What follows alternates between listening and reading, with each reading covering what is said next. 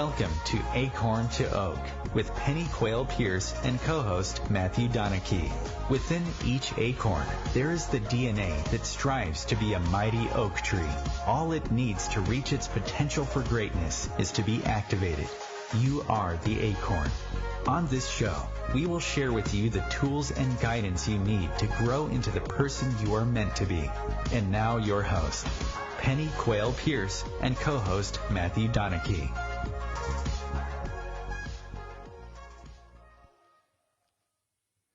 Good evening, everybody, or good afternoon, depending where you're listening from. My name's Matthew Donachie. I have with me co-host Adam Weller.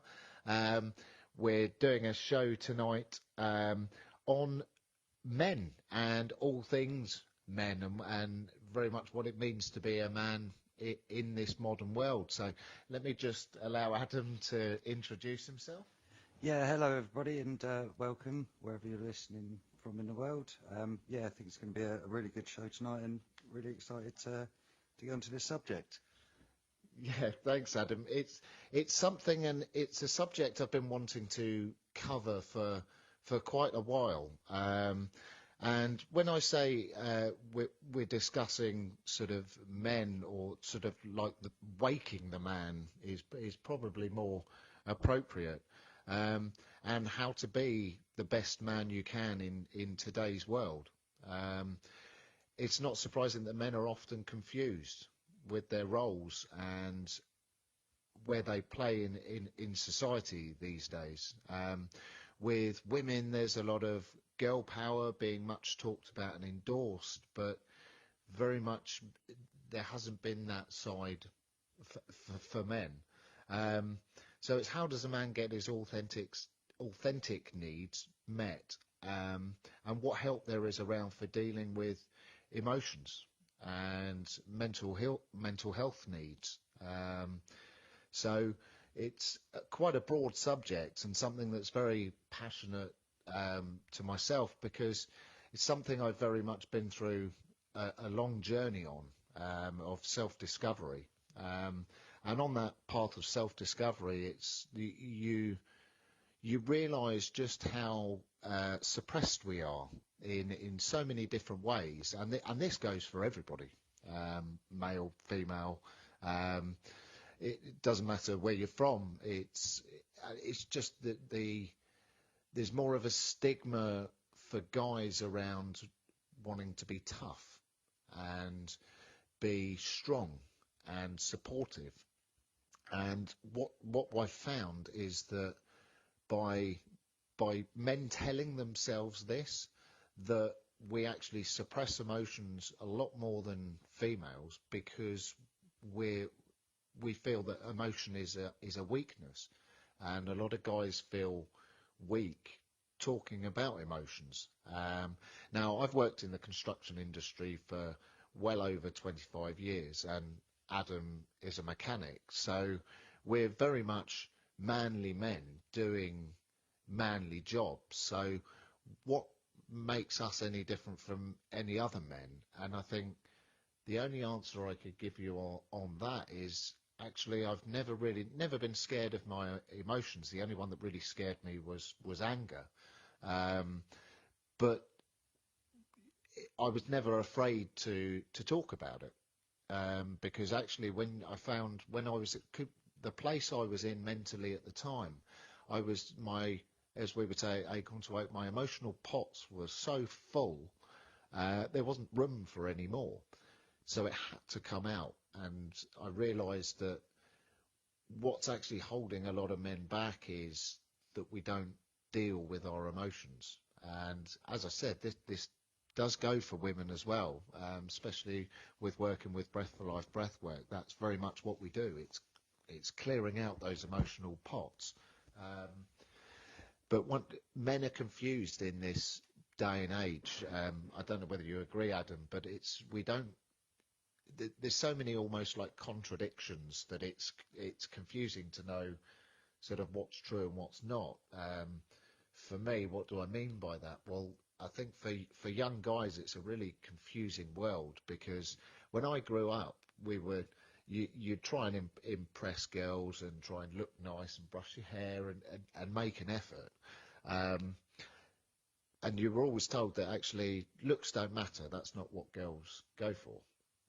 What a real woman is looking for is for personality. And then you look at the world that we're living in now, and it's like sometimes I question, are the girls going to the circus that night or the pub? Because the amount of makeup and sort of fake hair and eyelashes and that sort of thing that they put on, it's just putting on a mask. And if these women are out looking for guys that are going for personality, why are they feeling the need to sort of put all this makeup on? And I think it's sort of pressure. And I know it's very much, a lot of guys talk about it on the building site or where they work, in the office, that girls say to guys that they're only doing it for them, to look nice for them. And it confused me because it doesn't look nice. And I couldn't understand it.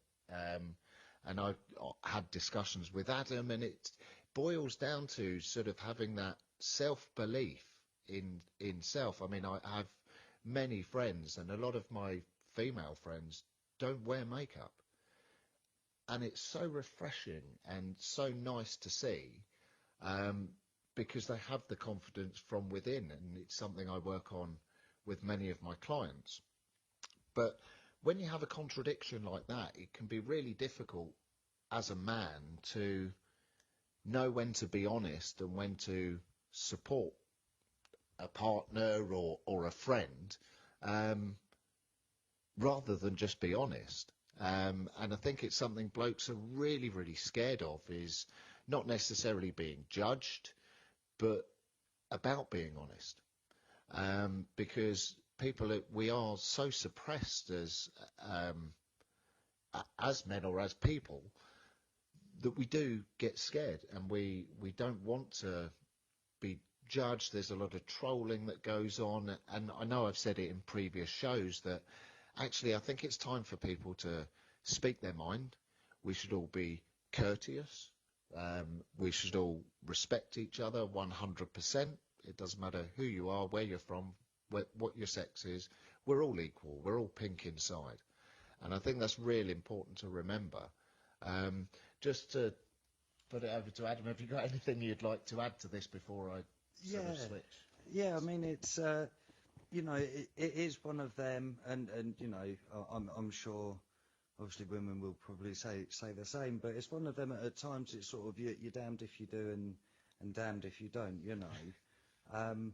It's, you know, I mean, especially sort of when you are looking around sort of relationships and attracting a partner and that, it's, you know, yes, it's good to make an effort and that sort of thing, but, you know, for me especially, I don't want someone that's painted it on, you know, and it is very much more about, you know, if Tomas, if you're being real about it, yes, okay, there has to be that physical attraction, there has to be that something to get you to go over and spark the conversation or whatever it may be. But for me, it's so much more important to actually be able to have a conversation, you know, especially if you're talking in a sort of in a relationship or that sort of thing, where you can be honest and, you know, I don't know, they ask your opinion on how they look or this, that, the other.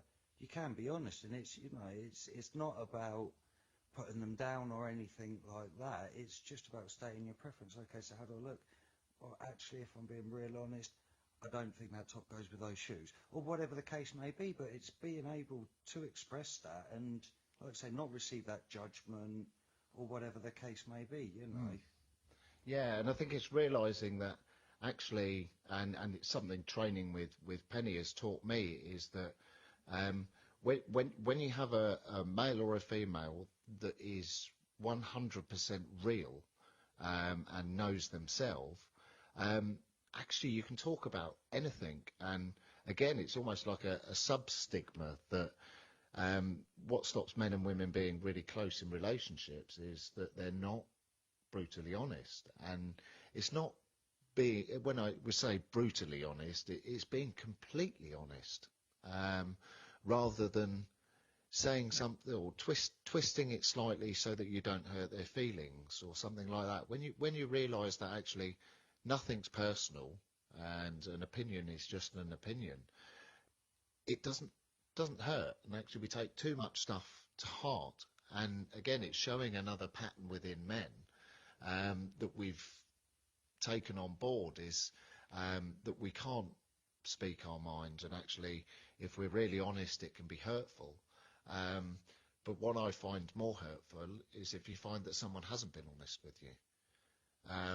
And I've always been of the mind, and Penny's exactly the same. Penny is the one that taught me the saying, and it is that, you know, I don't care what you think, just be 100% honest with me. Tell me what my good points, but also what my bad points are as well. If someone's being 100% honest with you, then that's it. That's all you need. Because the level of trust, when you realise somebody can actually be that honest, even though it might hurt, you know they're on your team. You know they've got your highest will and good in their heart. And it's very much, that's what I think what is missing for guys is we've almost lost a bit of our passion. Very much, I know a man, when he projects anger, can be extremely scary. Well, the flip side of anger is passion. And working within breathwork, work with a lot of clients or a lot of guys that will turn around and say, oh, I just need to get rid of my anger. It's taking over.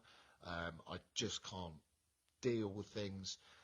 And when you look at men with anger issues, their passion has been squashed. Their passion effectively has been flipped into anger.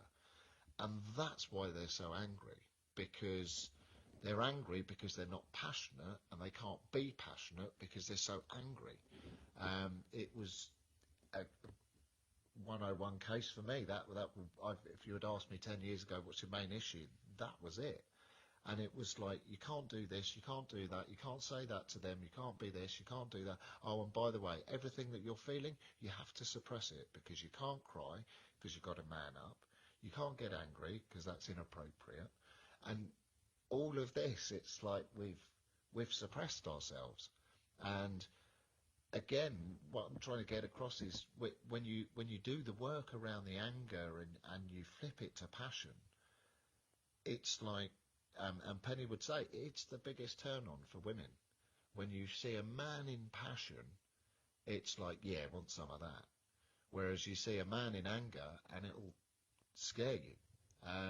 So one of my missions is to work with guys and get them to really understand, that, for want of a better expression, emotions are your friends. It's kind of like, what we've got to realise is we're human beings. Now, there's male and there's female. We have a physical side. We have a mental side.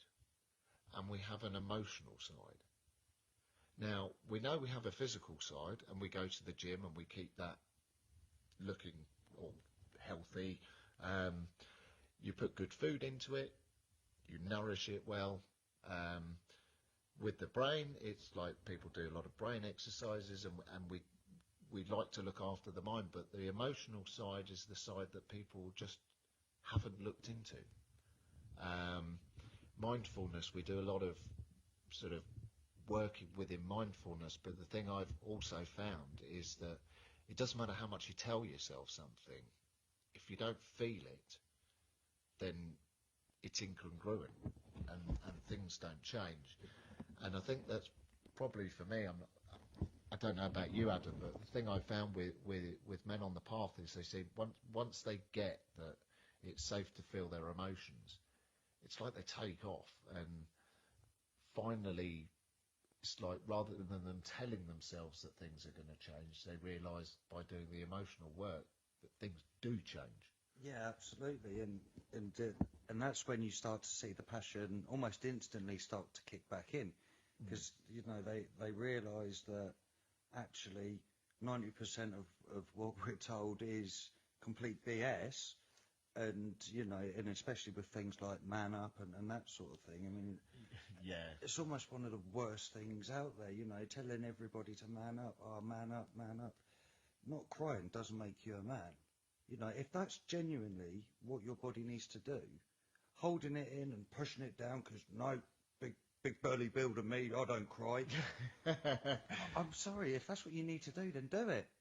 Yeah, absolutely. And I know I've said it on previous shows that there's so many things out there that you don't realise are actually sort of more men enjoy football, going to football, to vent their frustration at the referee, that actually watch the game. And we had a really interesting conversation when we were saying, isn't it great that men can find that place where they can go and rant at sort of a load of players on a field.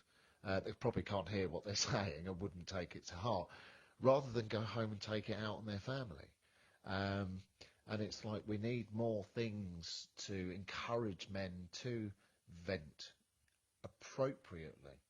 I have a project in the UK. I run regular sort of taster days for breathwork, but also I'm introducing rage rooms.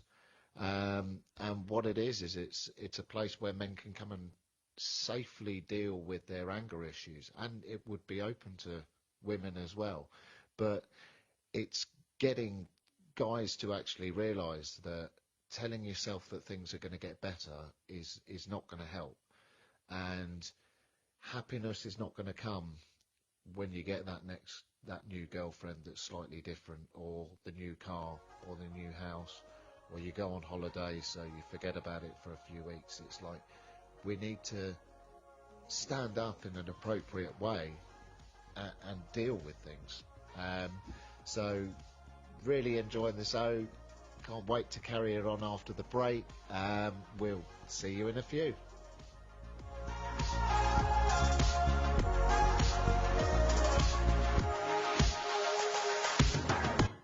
Your conscious connection to a more mindful world. Om Times Radio, IOM FM. Om Times Magazine is one of the leading online content providers of positivity, wellness, and personal empowerment. A philanthropic organization, their net proceeds are funneled to support worldwide charity initiatives via Humanity Healing International. Through their commitment to creating community and providing conscious content, they aspire to uplift humanity on a global scale. Om Times, co-creating a more conscious lifestyle. I'm Kathy Williams, host of Sexy Mom Abundant Life radio show on Thursdays at 5 p.m. Eastern, 2 p.m. Pacific. On the show, we explore living abundantly in every area of your life. Ways to let go of limiting patterns and beliefs, and to step into the flow of creativity and possibility, knowing you are supported by the universe. We are talking about your life. Ever wonder, is this as good as it gets? No, it could be so much better. At Acorn to Oak, we know you are seeking more happiness, joy, unconditional love, financial freedom, passion, and purpose. Find your unique mojo and live an extraordinary life. Want to know more? Contact us at our website, acorntooak.org.uk. 1 in 3 adults has prediabetes. 1 in 3. That means it could be you, your football buddy, your football buddy, or you, your best man, your worst man, you, your dog walker, your cat jogger. While 1 in 3 adults has prediabetes, with early diagnosis, prediabetes can be reversed. Take the risk test at doihaveprediabetes.org. Brought to you by the Ad Council and its Prediabetes Awareness Partners.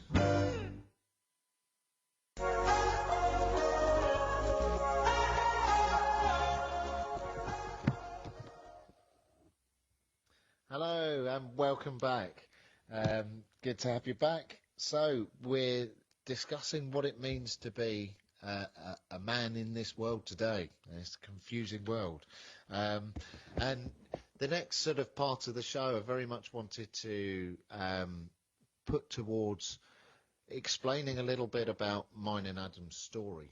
And although we're two very different guys from very different backgrounds to very different career paths, actually none of that means anything, because we've used an effective tool to be able to deal with our emotions. And it doesn't matter what upbringing you come from, how intelligent you are. None of it matters when it comes to actually doing the work that is effective. I'm not sure about in America, but there's been a lot of push in the UK in recent months for mental health. Last year we had a lot of stuff around mental health awareness. Now they've cranked it up a notch, and they're saying that actually, rather than just being aware of mental health, we need to start talking about it. Well, I'm going to crank it up another notch and say, actually, talking about it is not good enough. We do have a huge amount of people, and this is where I go broad, because we're not just talking about men here. Obviously, the focus of the show is, but we need to start taking action, because there's millions and millions of people out there that are not living the lives full of passion and joy that we are. And that's very much what sparked my passion to do, become a Breath for Life practitioner, because it changed my life so radically that I couldn't quite believe it. And I thought, why doesn't everybody know about this? Why is this not plastered around everywhere, that actually there is some help out there that's effective when it comes to mental health, or even mild anxieties, depression, any of that. I've got so many cases of sort of that have been proven through my clients that this stuff works. And that's where my passion initially was ignited, when I realized what a difference it makes. So it is very much for us. It's like we have an awareness that mental health exists, and yes, that's great, and we can talk about it. But actually, that doesn't solve anything. We need to actually take some action. And that was, for me, what I loved about Breath for Life breathwork. It's a very, very specific breath work that we use. And it's designed to work with your emotions, specifically on your emotions and trauma. And for me, what I loved about it is actually, if I wanted to share something with Penny, before or leading up to a breathwork session, then that was appropriate. However, it didn't matter whether I talked about it or not. When I got into the breathwork, I dealt with it. And it's as simple as that. And that's why I really wanted to put the message out there to guys, is it's kind of like, guys, it's time to make a change, and it's time to start doing some work and bringing more, flipping that anger into passion, and realizing that we count, and we don't have to keep suppressing our emotions and keeping ourselves in the same circles. And yes, you can talk about it. However, if talking about it is too scary, or you don't like talking about it, actually there is something out there that will still help you. And that, for me, was what made Breath for Life so safe, was that actually it didn't matter what I had been through. If I felt I could share it, I could. But if it was way too scary for me to even think about myself, it didn't matter, because I could still deal with the emotion. And with a good guide like Penny, and any of the practitioners that Penny's trained, it's like, with that safety and that trust, you can literally get through anything. And I don't think there's enough people out there speaking the words, specifically to guys, and saying, look, it's all right. I mean, I'm a builder. I'm a manly man. I cry my eyes out sometimes. I skip down the street and laugh in joy sometimes. It's like, if I feel like doing it, I'll do it.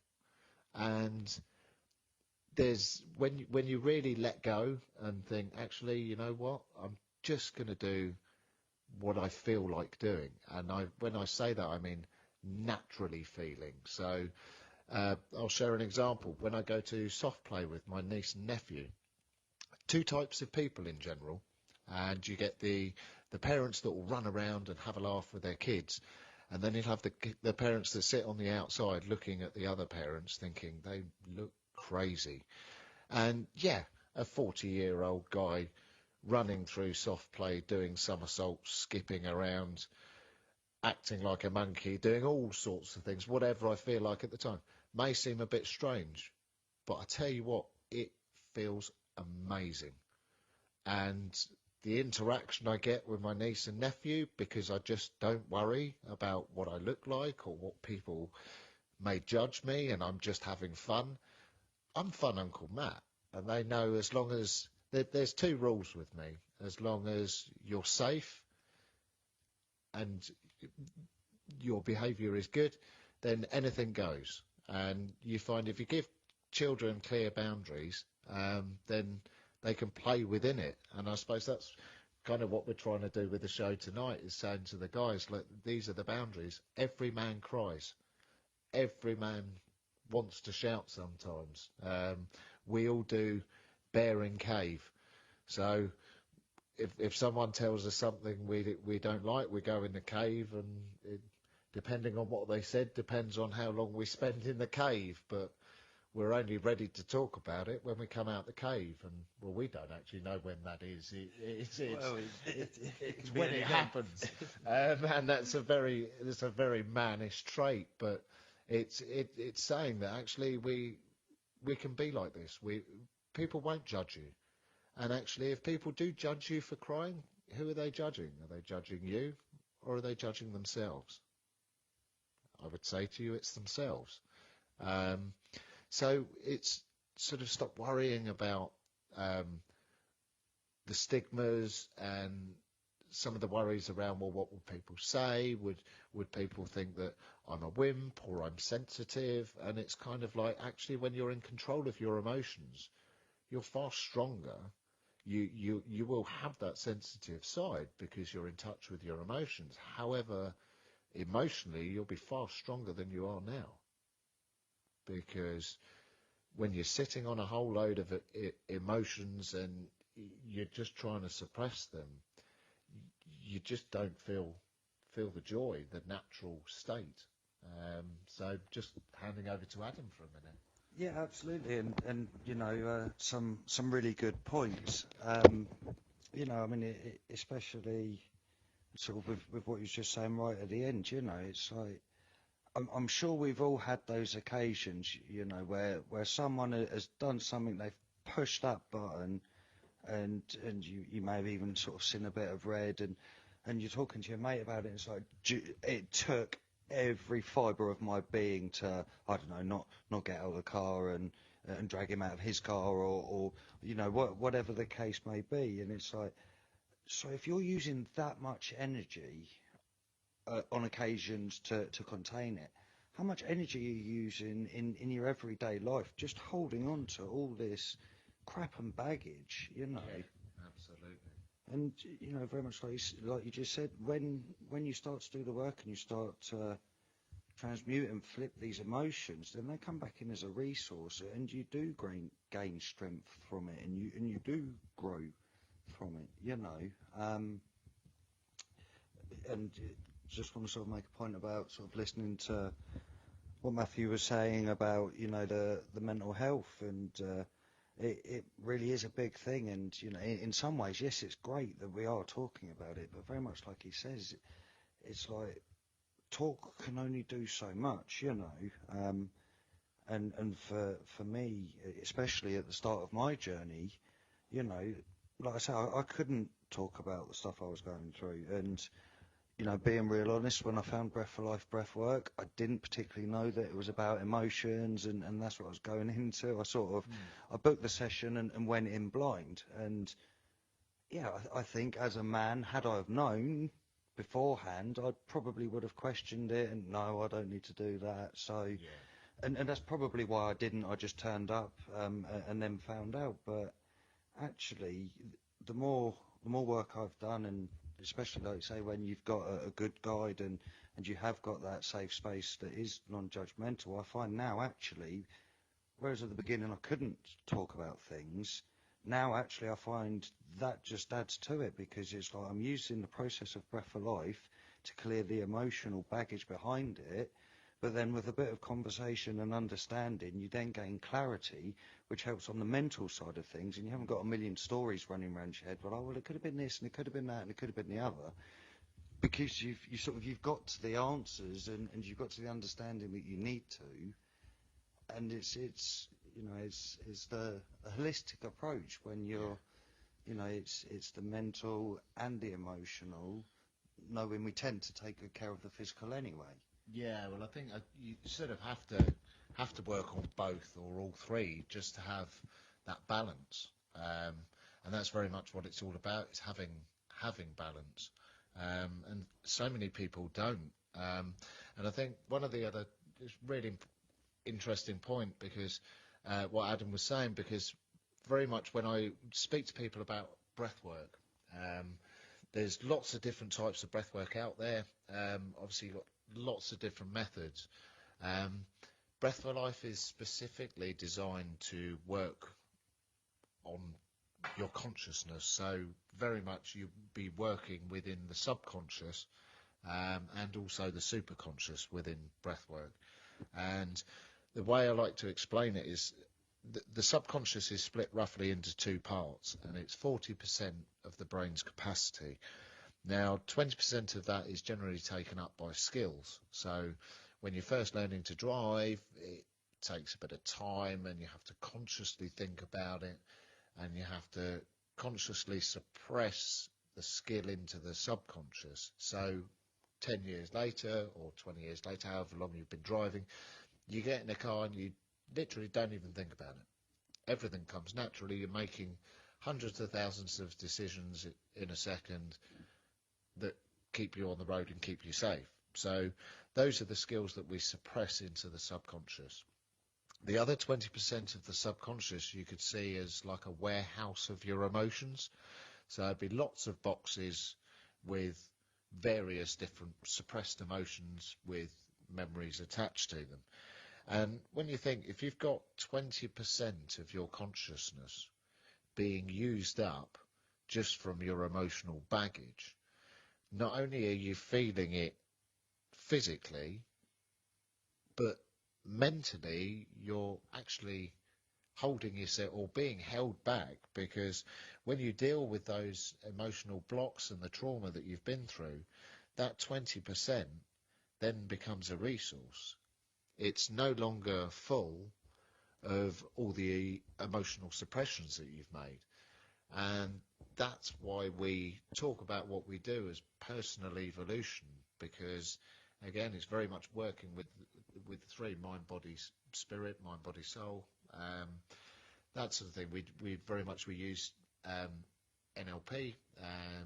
We do a lot of stuff around NEDS, which is New Empowering Decisions. So that's working on a neurological level and working on thought forms, judgments, and that sort of thing. And it's when you've worked on the judgments, and you can actually then make new judgments, new decisions, new choices. Because a lot of us don't even realise that we're having these thoughts. We're not conscious of our thoughts all the time. So it's working on that for the mind. Breath for Life, breath work for the feeling, for the emotion, and for the higher state of consciousness.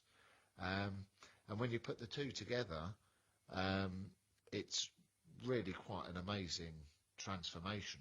And that, for me, that's why I found it just an unbelievable experience, because it was sort of feeding both sides of the brain, and the more free of my emotions I became, the more I felt I'd grown, sort of, I would say, spiritually, but also scientifically as well, because you just feel more connected and you understand more. And I think, again, that's sort of a part that a lot of blokes are pushed away from, because you would call them fluffy bunnies in America. We would call them love and light. And there are interesting groups of people that would say that you can just think yourself free of your emotions. And it's a real shame that people are being misled, because when something becomes fluffy and pink and unicorned and empowered, there's no bigger turn off to a guy. We want something that's real. If we can see it, smell it, taste it, then it's real. And again, that's one thing that I'm really passionate about, because I'm a man's man, and that's what puts a lot of blokes off, is that so many people out there are making it about themselves and their spiritual journey and what they've done and this, that and the other, that they don't get across the message that breathwork works, and it's an extremely effective tool, and it doesn't matter whether you're spiritual or religious or atheist, it'll still work. And it doesn't mean that you're going to become this stark, raving, happy, clappy lunatic. It doesn't matter what your personality is. It's like you don't have to change who you are in your heart. Some of your behaviours may need to change. However, you don't need to become this new person. And there's a lot of talk in the UK around, people talk about it as it's fluffy, and again, for me, where my passion comes out is I've discovered a spiritual side to myself by doing the deep work, and it's truth. And there's a lot of non-truths around spirituality, and it's going to be a real interesting third part to the show. We'll be back after the break, and we look forward to it.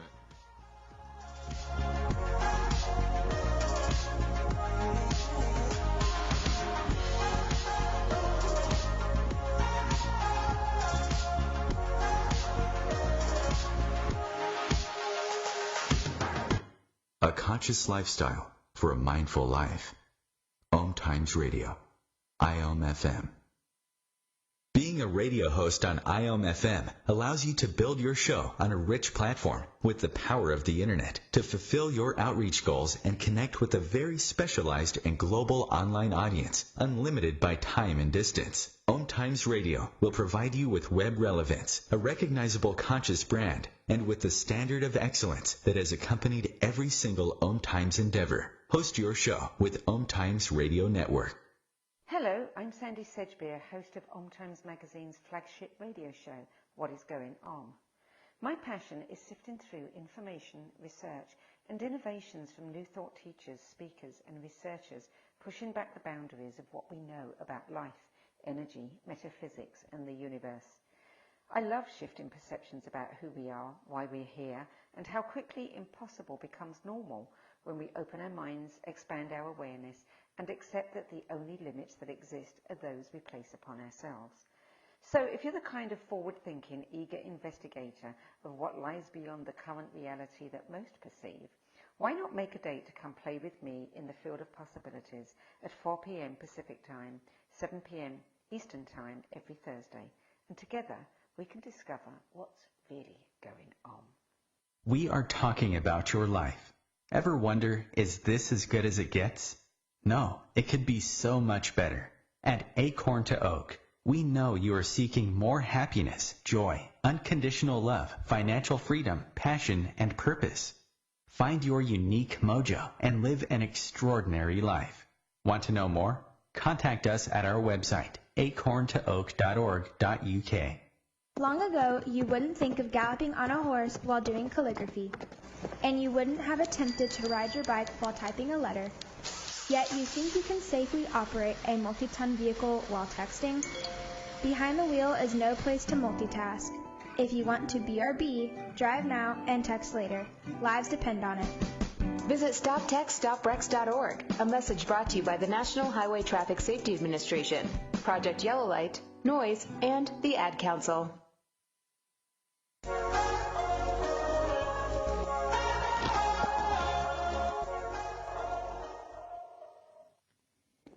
Hello, welcome back.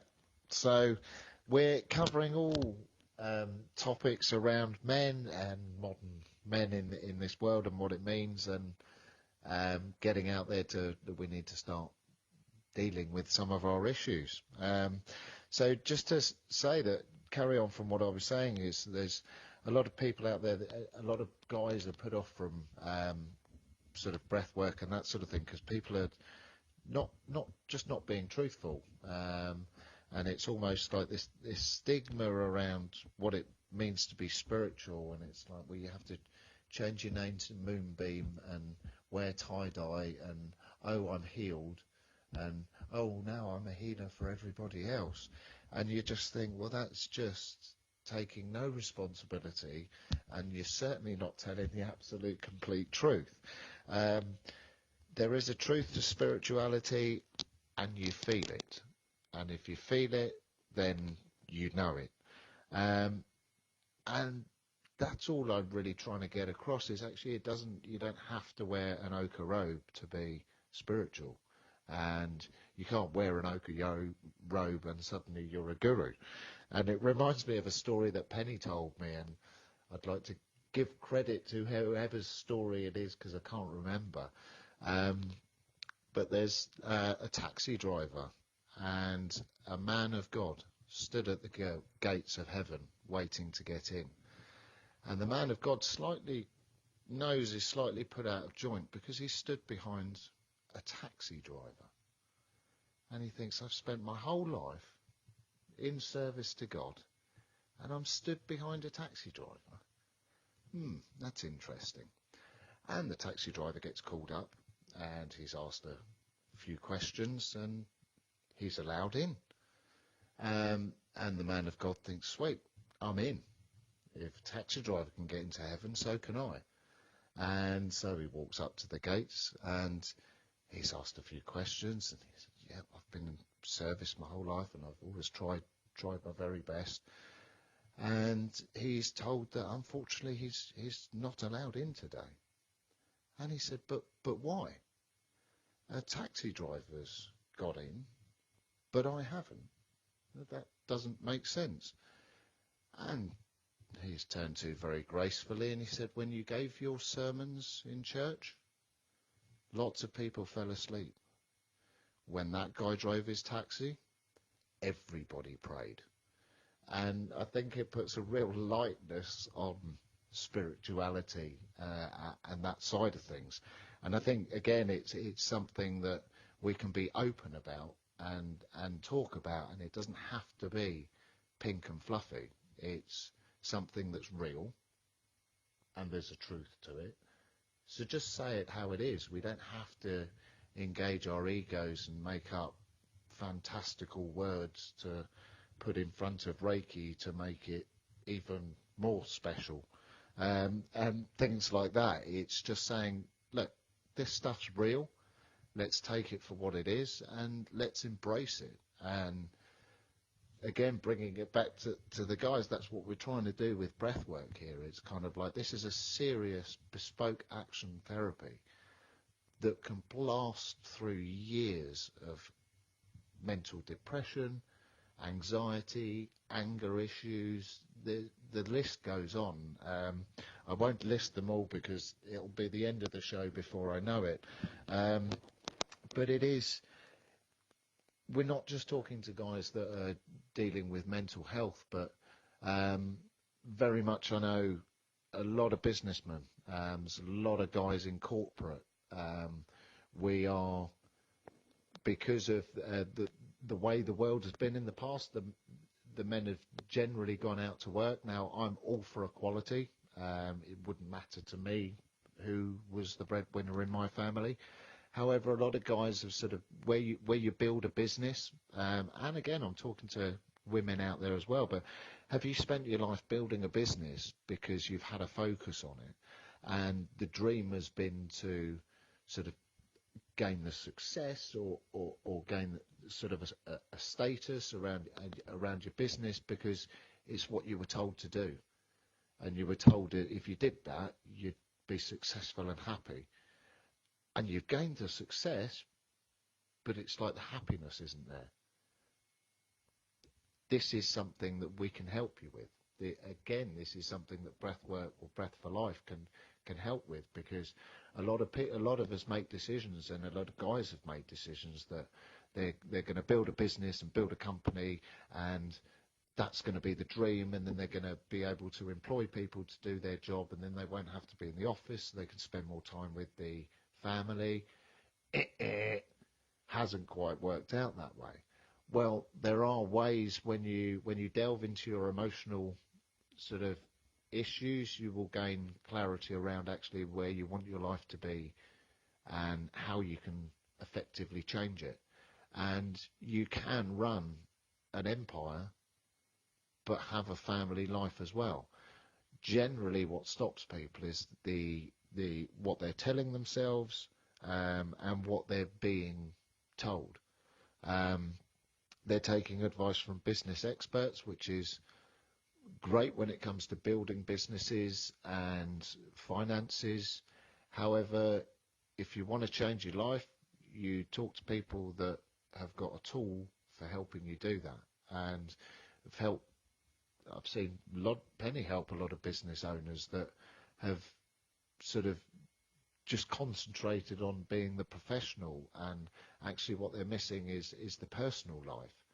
And it's finding the balance between the two and realizing that actually it doesn't matter what anybody else says. You can create the dream no matter what. You've got to have the visualization, then you've got to believe you can do it. As long as your emotional state matches that, then you're on to a winner. And it's realizing that actually we can create any life that we wish. We don't have to stay in the same position or the same state that we're in. So even if it's the mental health issues that you'd like to deal with, well, Breath for Life is a tool for that. If you're successful and you've got all the material stuff that you've ever dreamed of, but you haven't got the happiness, Breath for Life, it's the emotional side. And it keeps coming up because it's the one thing we're not taught at school.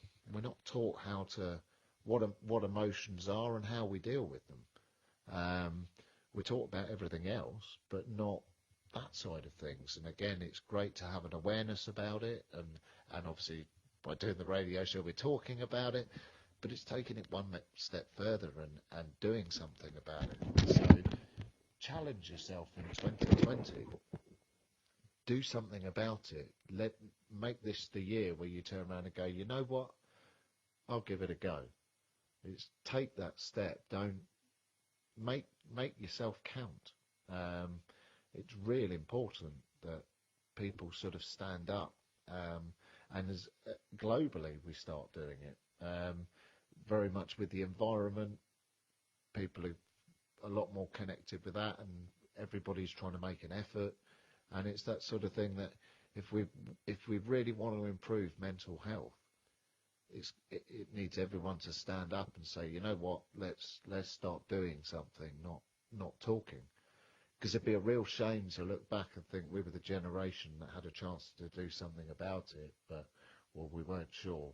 We talked about it and we made people aware about it, but that's sort of all we did. So that's what I'd like to sort of push on. Let's try and get some kind of more of an awareness going around that there are tools out there, very effective tools. If I knew breathwork existed 10 years before I found it, I would have commuted to anywhere in the world to do it, knowing the results I've got from it, and knowing that actually there's nothing special about me. Anybody can do it. Anybody listening can have the results that I've had. It's just having that good thing. It's about time we had equality. It's about time people were treated evenly. But at the same time, it's keeping that balance. So it's not saying, there should be racism goes back the other way because it's been so far gone the other way for so long. It's kind of like we can't be punishing modern people for what our ancestors have done. We can disagree with it. It's about getting on and making the best of what we've got. It's like seeing the positive. It's kind of like, I love living in England. It's fantastic. Just the diversity of culture. It's fantastic. So I've really, really enjoyed the show this evening. I hope you have too. If it's inspired you to make a change, I'm feeling good about that. God bless. Take care, have fun, and we'll see you on the next show. Yep, see you next week.